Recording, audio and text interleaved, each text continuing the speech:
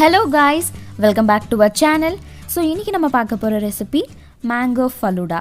ரொம்ப ஈஸியா சிம்பிளா எப்படி பண்றதுன்னு பார்க்கலாம் வாங்க. ஃபர்ஸ்ட் நம்ம சப்ஜா சீட்ஸை சோக் பண்ணி வச்சிடலாம். அதுக்கு ஒரு கப்ல 1 டேபிள்ஸ்பூன் சப்ஜா சீட்ஸ் எடுத்துக்கோங்க. துளசி விதைன்னு சொல்லுவாங்கல்ல அதுக்கு அரை கப் தண்ணி சேர்த்துக்கோங்க. சேர்த்துட்டு நல்லா கலந்து விட்டுருங்க. இப்போ மிக்ஸ் பண்ணும் போதே பாருங்கள் கொஞ்சம் நல்லா பெருசாகிட்டே இருக்குது. இப்போ இது ஒரு 5 நிமிஷம் நல்லா சோக் ஆகணும். பாருங்கள் எவ்வளோ நல்லா பெருசாக இந்த மாதிரி ஆயிடுச்சுன்னு. இந்த மாதிரி இருக்கணும். இப்போ இது இருக்கட்டும். இப்போது ஒரு சாஸ்பேனில் 2 கப் பால் சேர்த்துக்கோங்க.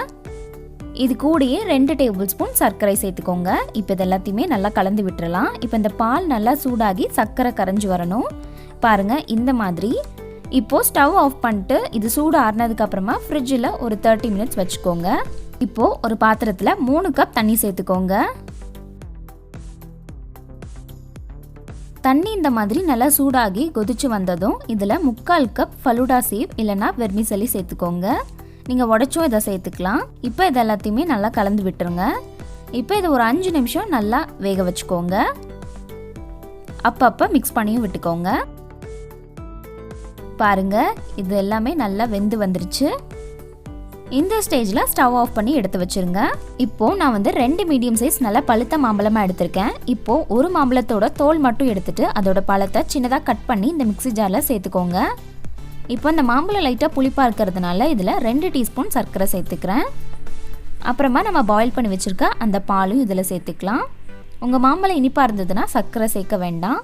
இப்போது இதை க்ளோஸ் பண்ணிவிட்டு மிக்சியில் பல்ஸ் மோடில் ஒரு 2 தடவை அரைச்சா போதும். அதுக்கு மேலே நீங்கள் அரைச்சிங்கன்னா ரொம்ப திக்காயிடும். நமக்கு இந்த மாதிரி தண்ணியாகவும் இல்லாமல் திக்காகவும் இல்லாமல் தான் வேணும். இந்த மாதிரி.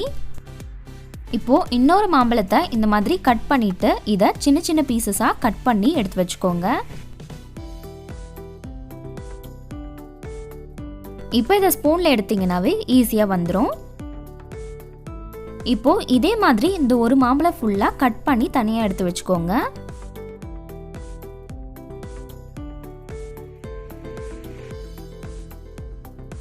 இப்போ இதையும் இந்த மாதிரி கட் பண்ணி எடுத்து வச்சுக்கோங்க. இப்போது எல்லாமே ரெடியாக இருக்குது.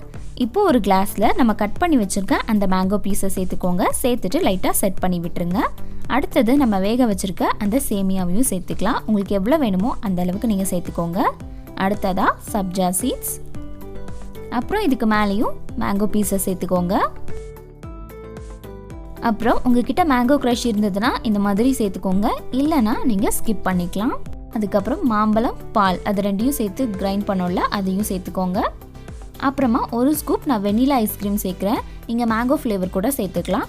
இதுக்கு மேலே சின்னதாக கட் பண்ணி வச்சுருக்க அந்த மேங்கோ பீஸை சேர்த்துக்கோங்க.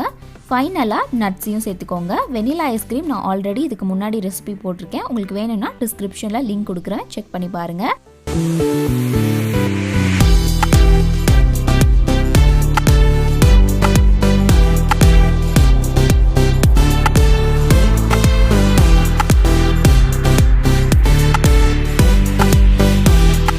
கண்டிப்பாக நீங்களும் உங்கள் வீட்டில் இந்த ரெசிபியை மறக்காமல் ட்ரை பண்ணி பாருங்கள். ட்ரை பண்ணி பார்த்துட்டு கமெண்ட் செக்ஷனில் சொல்லுங்கள். உங்களுக்கு இந்த வீடியோ பிடிச்சிருந்தா லைக் பண்ணுங்கள், ஷேர் பண்ணுங்கள் அண்ட் ஆல்சோ சப்ஸ்கிரைபும் பண்ணிவிடுங்க. நெக்ஸ்ட் வீடியோவில் பார்க்கலாம். பாய்.